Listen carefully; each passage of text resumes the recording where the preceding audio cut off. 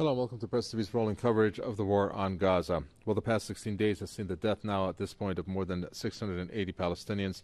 More than 4,200 of them have been wounded.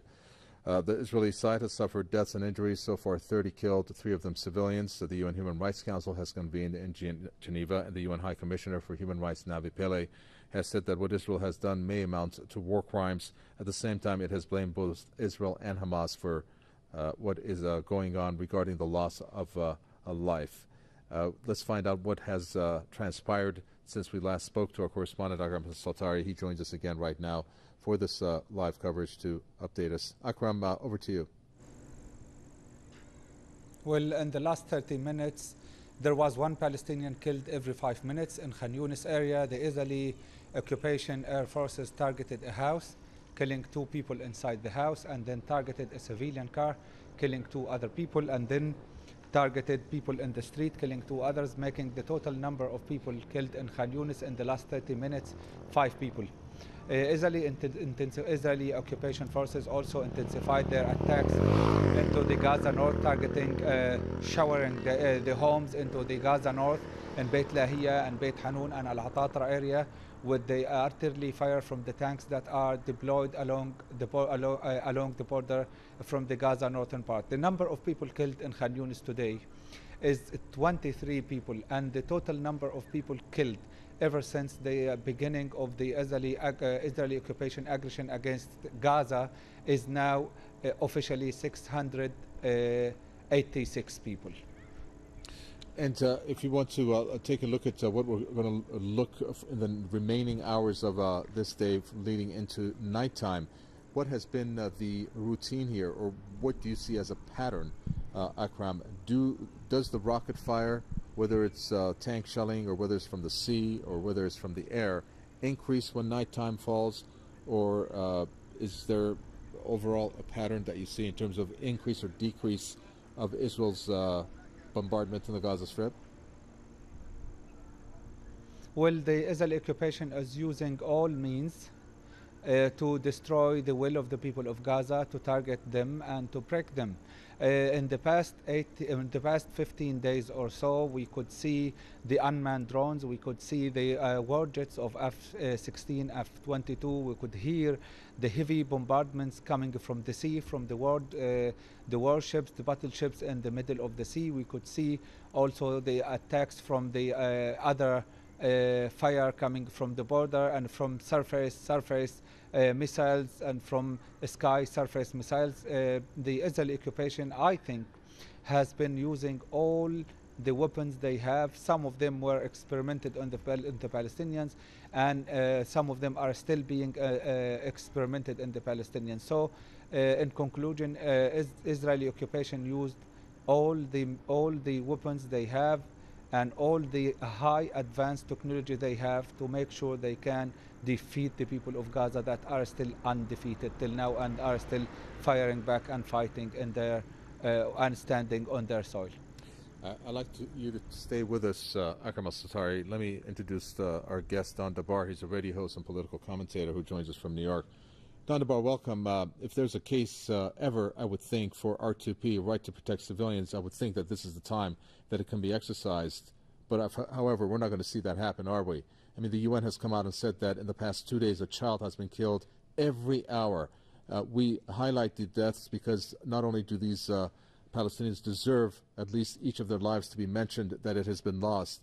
It is just a very, well, it's the scenes speak for themselves. When you have witnessed what you've witnessed in the past 15 days up to this point, what are your views regarding what's going on?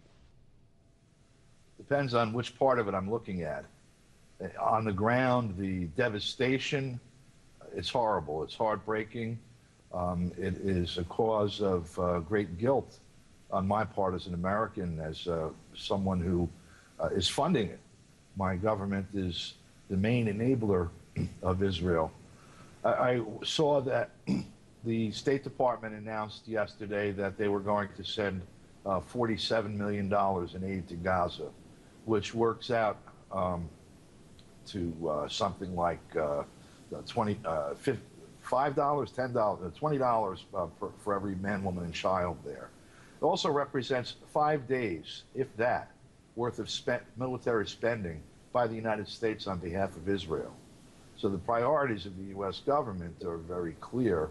And I've been watching this my whole adult life. I'm 60 years old, and we have yet to rein it in. And so I'm ashamed in front of the world, and my heart bleeds for the people of Gaza. Watching the way it's portrayed here, though, gives a very good look under the hood of the American political and cultural construct.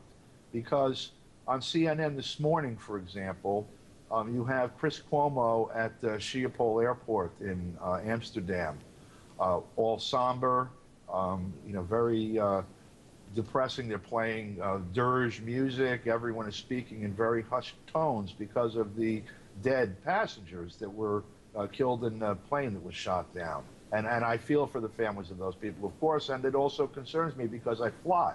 But you don't see a single person on CNN for the last 15 days. You haven't seen one of them mourn the deaths of any Palestinians. And there have been 3 times as many, almost 4 times as many killed just in the last 14 or 15 days. And if you want to go back to 1948, a considerably larger number of people have died. Palestinians have died at the hands of Israelis than have died in plane crashes and terrorist attacks in toto.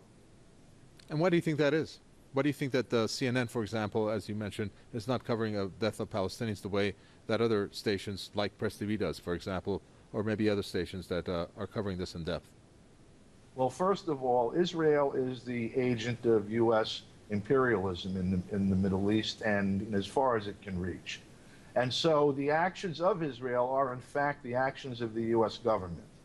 Israel may tug back and forth somewhat, and Israel certainly has disproportionate influence in the United States given its size.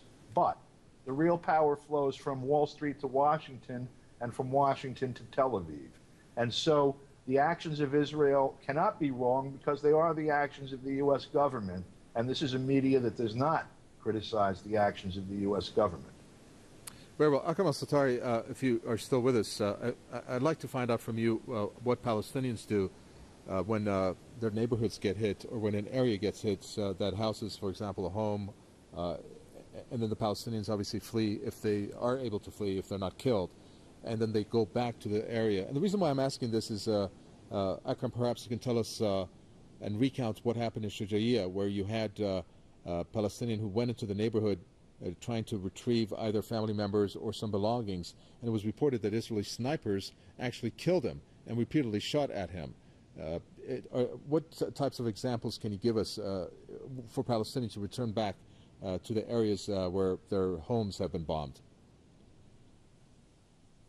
Well, all people who left their homes have not come back to their homes yet.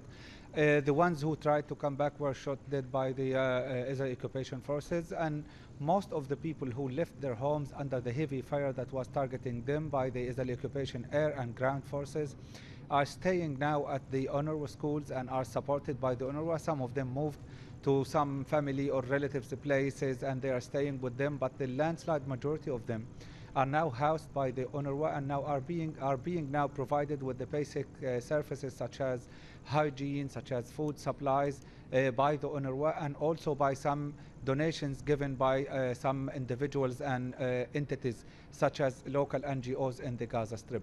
The humanitarian crisis is still ongoing. People were not allowed to go back to their homes. For example, in Shujaiya, I could see today the smoke, the white smoke all over the horizon in Shujaiya area, and I could hear the explosions taking place there. So there are some activities that are conducted by the Israeli occupation forces in the area.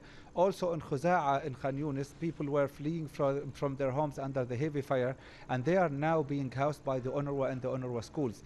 Palestinians who are fleeing their house are not allowed back to their house, and that is doubling their problems, because after the loss of shelter, now they are struggling to get the very basic services, to get the food for their children, and to get the very needed basic supplies. Now, as I'm talking to you, we could hear a Palestinian missile going from Gaza into Palestine occupied 48.